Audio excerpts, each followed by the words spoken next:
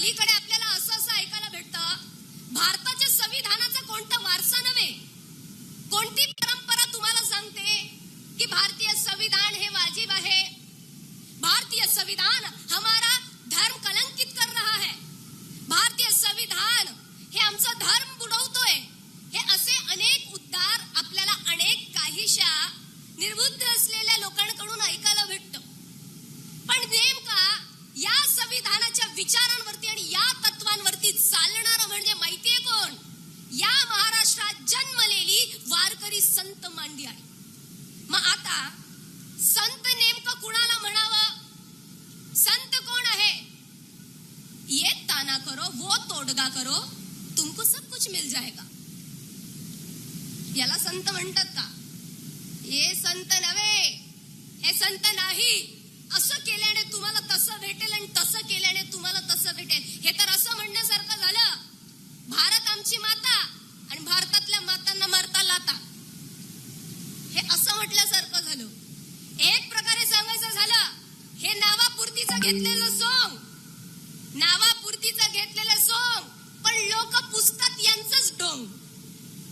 आणि अर्ध्यातून जास्त बहुजन समाज याच्यात अडकलेला आहे म्हणून त्यांची होते बोंब. मग यांना संत नाही म्हटलं जात. संत कुणाला म्हणावं? संत तो व्यक्ती जो संपूर्ण समाजासाठी जगतो, जो समाजाचं हित जोपासतो. संत त्यांना म्हणावं जे स्वतःसाठी दान मागत नाही, संपूर्ण विश्वासाठी दान मागतो. आता विश्वात्मके देवे, जो विश्वासाठी दान मागतो. आणि संत ते जे मनुष्यामध्ये परिवर्तन करतात आणि तेच परिवर्तनवादी संत म्हणजे ही वारकरी संत मांदी आहे. मग वारकरी कुणाला म्हणावा? दुष्ट परंपरा, कुरीती व जिथेही कोणत्या प्रकारचा अन्याय अत्याचार होतोय त्याच्यावरती वार करणारा म्हणजे खरा वारकरी. आणि याच्यावरतीच जे नेहमी चालतात, धर्माचे पालन करणे, पाखंड खंडन, तेच संत तुकाराम महाराज, जे नेहमी इथे संविधानिक पद्धतीने चालत असतात. मग आता ही संत मंडळी कशा प्रकारे आलेली आहे? भारताची प्रस्तावना, भारतीय संविधानाची प्रस्तावना कधी आपण बघितली आहे का? मला असं वाटतं जी स्क्रीन आहे त्याच्यावरती काहीशे शब्द झळकत आहेत. तर भारतीय प्रस्तावनेमध्ये 4 मुख्य शब्द आहेत: जस्टिस, इक्वॅलिटी, फ्रॅटर्निटी आणि त्याचबरोबर अनेक प्रकारचे जे महत्वाचे शब्द आहे. हेच सर्व महत्वाचे शब्द या संविधानाच्या माध्यमातून वारकरी संत मांदियाळी घेतात. 750 वर्षांपूर्वीची ही परंपरा, त्या परंपरेमध्ये सर्वात प्रथम येतात संत नामदेव महाराज. ते नामदेव महाराज या जगात कोणत्याही प्रकारचा भेदभाव नसून सगळेचे सगळे एक आहे अशा एकेश्वर ईश्वराचा वाद मांडतात. पांडुरंग कुणाचा असावा? तर संपूर्ण जनतेचा असावा. उच्च नीचता, कोणताही धर्मभेद नसावा, ही संत मांडियाळी मांडतात. त्यानंतर आणखी पुढे जाऊन जायचं झालं तर ही संत मांडियाळी त्याच काळामध्ये किती वैचारिक होती ते बघा.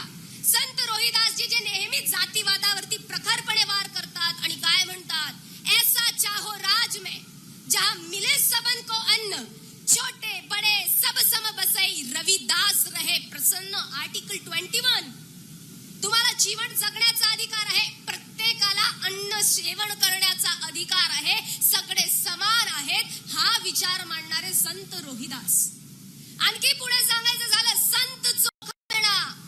ज्या काळामध्ये कुणी पुढाकार घेत नव्हतं, स्वतःला तुच्छ लेखत होता, आम्ही पुढे कसं जायचं, त्या काळामध्ये क्रांतीची ज्योत पेटवत संत चोखामेळा पुढे निघाले. कुणी रोखलं तरी सुद्धा मी पुढे चालणार आणि त्या पांडुरंगाचं दर्शन घेणार. का? तर वारकरी संत मांदियाळी ही त्यांच्या सोबत होती. कोण कोण होता आणखी संतांच्या मांदियाळीत? आम्ही वारिका वारिका करू हजामत बारिका, संत सेनानावी महाराज. कांदा मुळा भाजी अवघी विठाई माझी, संत सावता माळी. आणखी पुढे सांगायचं झालं तर याच संत मांदियाळीमध्ये महिला संतांचं अग्रगण्य स्थान. संत जनाई माहितीये काय म्हणतात? डोईचा पदर आला खांद्यावरी, भरल्या बाजारात जाईन मी. माझा पदर जरी खारी आला, कोणी मला हजारो लोकांनी जरी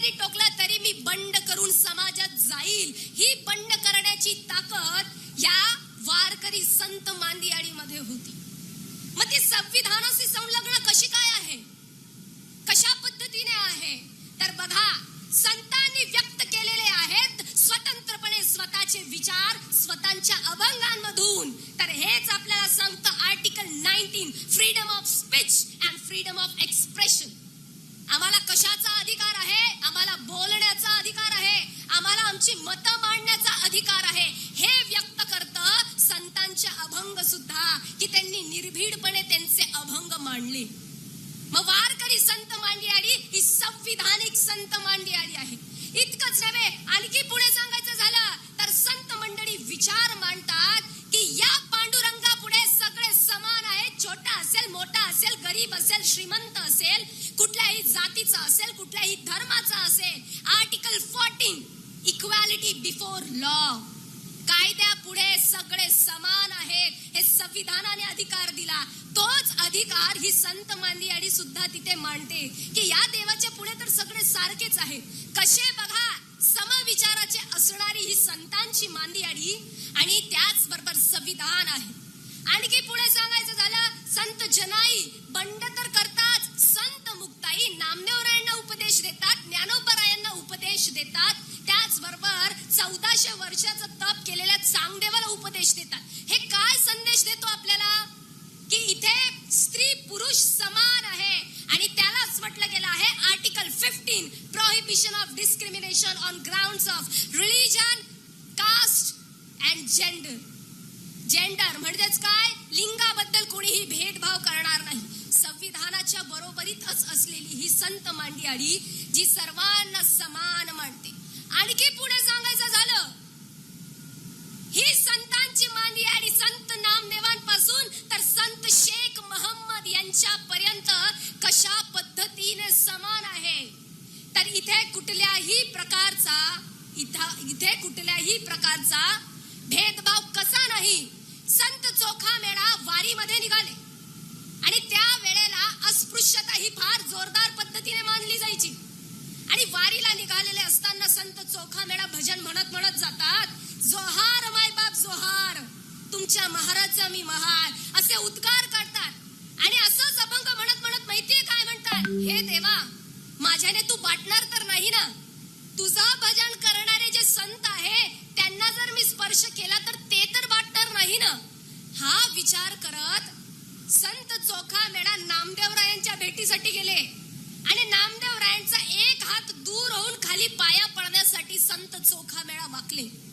त्यांच्या मनात प्रश्न होता, मी तर अस्पृश्य आहे, संत नामदेव महाराज माझा स्पर्श कस काय सहन करतील, म्हणून मी दुरून चरण स्पर्श करतो.